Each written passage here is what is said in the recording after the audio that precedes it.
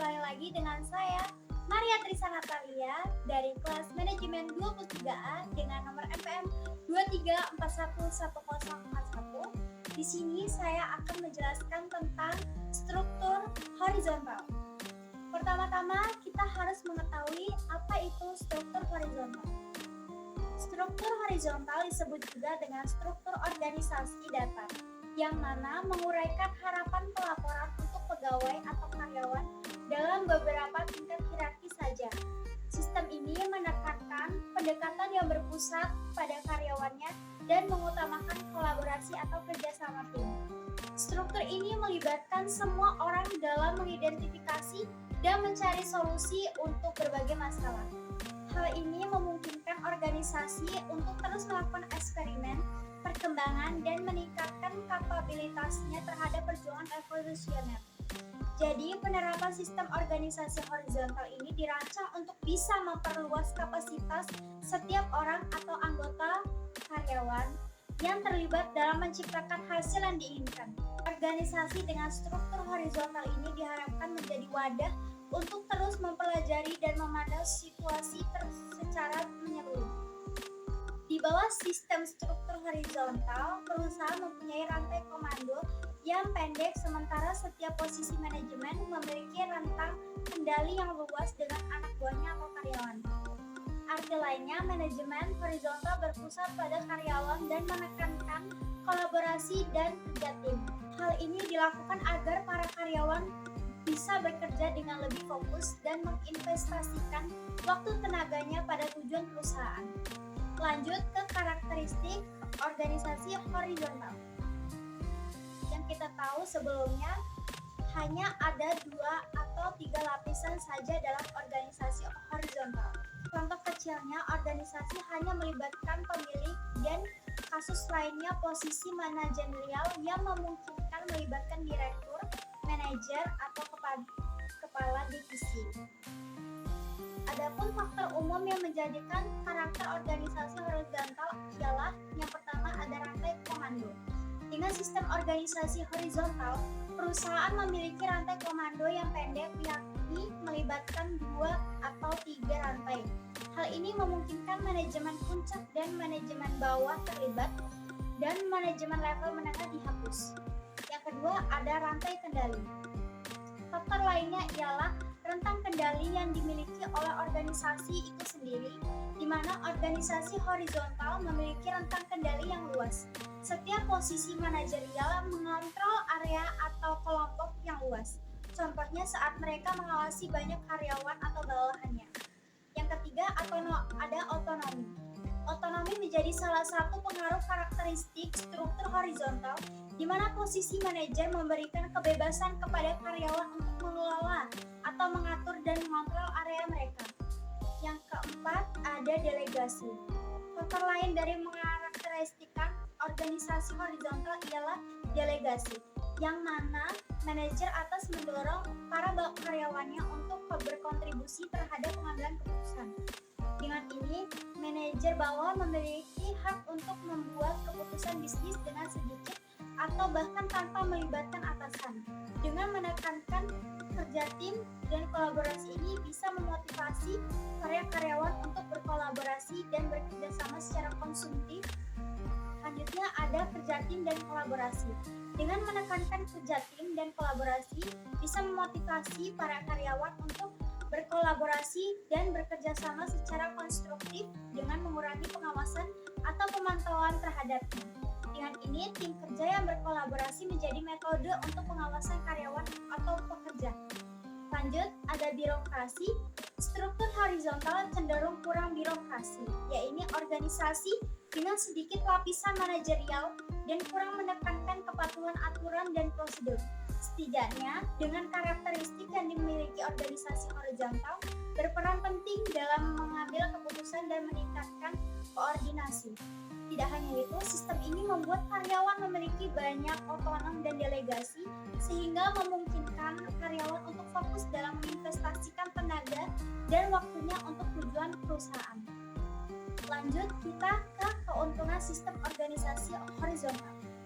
Dalam implementasi manajemen horizontal pada sebuah organisasi, maka akan diraih sejumlah keuntungan, yaitu diantaranya yang pertama, pemanfaatan sumber daya yang optimal.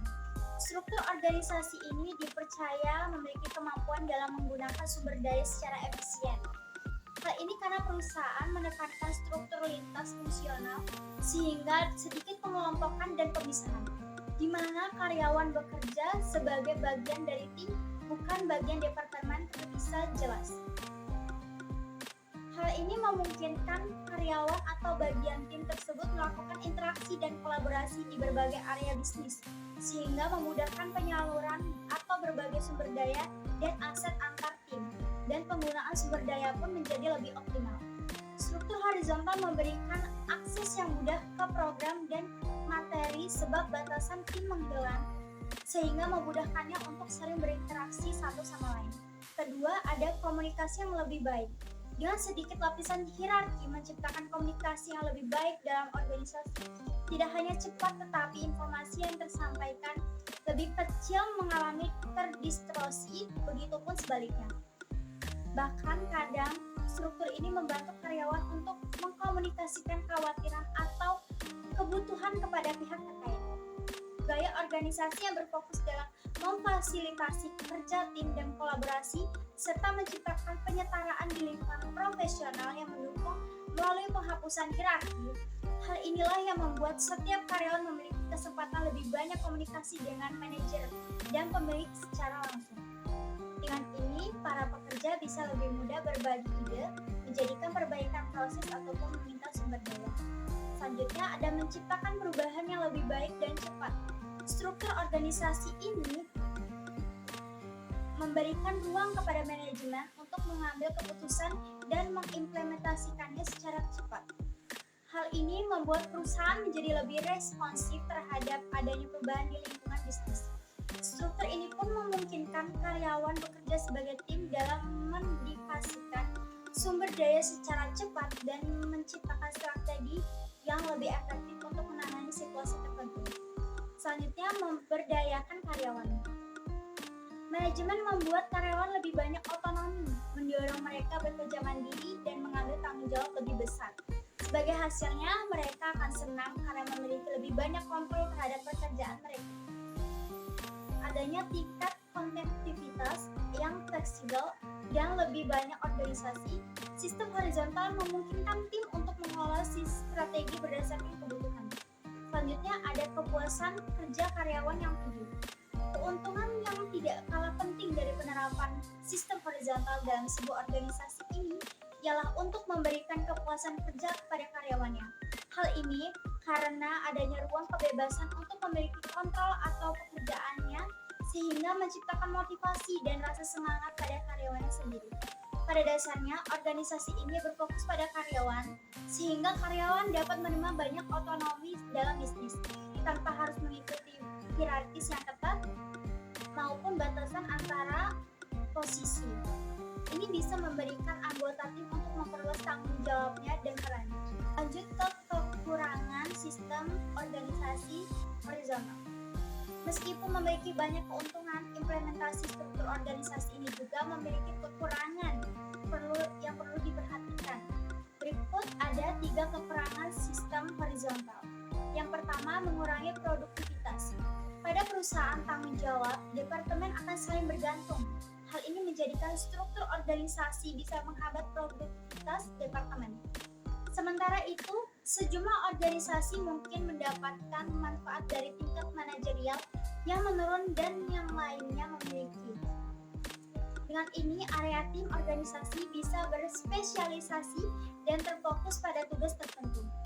Organisasi ini pun akan membutuhkan konsensus dan kolaborasi tim yang terkadang bisa menambah lapisan proses yang memanfaatkan pendekatan lebih ringkas. Yang kedua, ada pemimpin area atau ahlinya menjadi lebih sedikit. Dengan keterlambatan spesialisasi, ini bisa berakibat menurunnya ahli atau pemimpin bisnis tersebut. Meski hal ini bisa memberikan manfaat kepada karyawan yang ingin berencana untuk perusahaan dengan jangka panjang, akan tetapi tim lain mungkin memiliki kendala dengan adanya potensi kemajuan atau kemampuan yang berkurang dalam menerjemahkan kontribusi menjadi kualifikasi resume yang harus ditindaklanjuti. Dengan ini, organisasi penting memberikan ruang kesempatan pada karyawan untuk perkembangan dan pertumbuhan menjadi profesional. Yang ketiga, ada harapan yang tidak terdefinisi. Organisasi ini pun dapat membuat manajemen menjadi berkurang, sehingga karyawan memiliki kebebasan yang lebih luas dan besar. Tidak semua karyawan bisa menikmati otonominya. Beberapa dari mereka akan kesulitan untuk fokus tanpa adanya struktur pelaporan yang jelas. Perlu dipahami bahwa tidak semua karyawan dapat mengambil keputusan dengan mengutamakan keberhasilan. Tanpa adanya pengawasan, keputusan tersebut sangatlah berat, bahkan bisa mempengaruhi arah, efektivitas, atau reputasi bisnis itu sendiri. Jadi, tidak semua sistem organisasi horizontal berjalan dengan baik bagi perusahaan. Maka sebelum menyebarkannya melalui implementasi perlu pembelajaran dan penelitian yang lebih jauh. Sekian yang bisa saya sampaikan. Apabila ada kekurangan dalam penyampaian, saya mohon maaf. See you guys!